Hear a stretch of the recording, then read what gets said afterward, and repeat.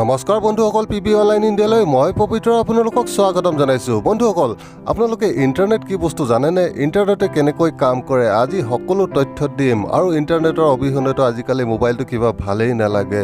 ইণ্টাৰনেটৰ যোগেদি আমি ভইচ কল কৰিব পাৰোঁ, হোৱাটছএপত ভিডিঅ' কল কৰিব পাৰোঁ, ইউটিউব চাব পাৰোঁ, যিকোনো বস্তু ব্ৰাউজিং কৰিব পাৰোঁ, যিকোনো ৰিচাৰ্চ কৰিব পাৰোঁ ইণ্টাৰনেটৰ যোগেদি। গতিকে ইণ্টাৰনেটৰ বিষয়ে অলপ হ'লেও জনাটো প্ৰয়োজন। গতিকে এই ভিডিঅ'টো বনালোঁ।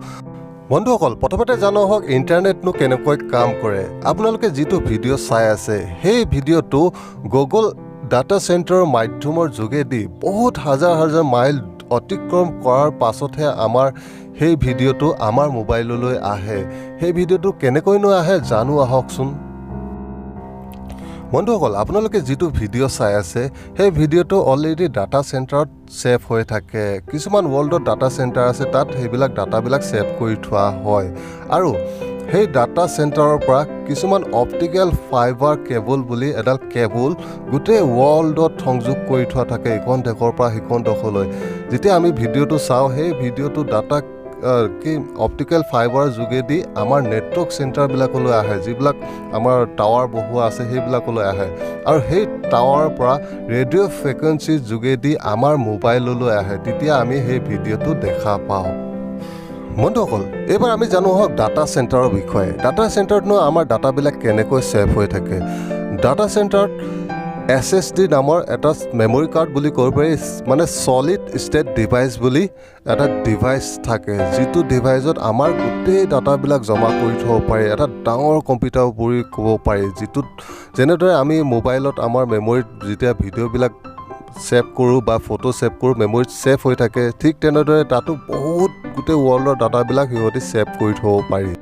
বন্ধুসকল, আপোনালোকে ডাটা চেণ্টাৰ কি সেইটো বুজি পালে। কিন্তু বন্ধুসকল, আপোনালোকে যিটো ভিডিঅ' চাব বিচাৰিছে সেইটো ডাটা চেণ্টাৰে কেনেকৈ গম পাব? আপোনালোকৰ ডিভাইচটো লেপটপেই হওক বা মোবাইলেই হওক, তাত এটা IP এড্ৰেছ বুলি এটা এড্ৰেছ থাকে, মানে কিছুমান ক'ড থাকে। আৰু সেই ক'ডটোক ডিটেক্ট কৰি কিনে সিহঁতি গম পায় যে এই ক'ডটোৱে মানে এই IP এড্ৰেছটোৱে এই ভিডিঅ'টো চাব বিচাৰে। তেতিয়া সিহঁতি সেই ভিডিঅ'টো আমাৰ সেই IP এড্ৰেছলৈ ট্ৰেন্সফাৰ কৰি দিয়ে।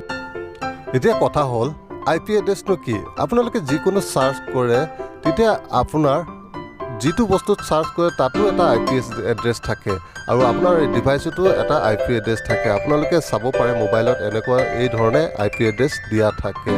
আৰু যিটো ডাটা চেণ্টাৰ থাকে তাতো এটা IP এড্ৰেছ থাকে, কিন্তু তাত বহুতো IP এড্ৰেছ থাকে। ইমানবিলাক IP এড্ৰেছ থাকে যে আপোনাৰ মনত ৰখাটো খুবেই কঠিন হৈ পৰে। গতিকে সেইটো মানে তাক ছল্ভ কৰিবলৈ আৰু এটা পদ্ধতি ইউজ কৰা হয়, সেইটো হ'ল ডমেইন নেম। যেনেকৈ youtube.com, facebook.com সেই নামত এটা IP এড্ৰেছ ছেট কৰা হয়, আৰু সেই যোগেদি আমি সেই ডাটাটো আমি পাবলৈ সক্ষম হওঁ আমাৰ ডিভাইচত। বন্ধুসকল, আজি ইণ্টাৰনেটৰ কথা বহুতো শিকিলে বুলি আশা কৰিলোঁ, আৰু বহুতো কথা আছে। যদি বিতংভাৱে আৰু জানিবলৈ আপোনালোকে বিচাৰে তেনেহ'লে মোক কমেণ্ট কৰিবলৈ নাপাহৰিব। আৰু যদি ভিডিঅ'টো চাই ভাল পালে লাইক, কমেণ্ট আৰু শ্বেয়াৰ কৰিবলৈ নাপাহৰিব। আৰু নেক্সট কেনেধৰণে ভিডিঅ' চাব বিচাৰে সেইটোও কমেণ্ট কৰি জনাবলৈ নাপাহৰিব। জয় অসম, জয় ভাৰত।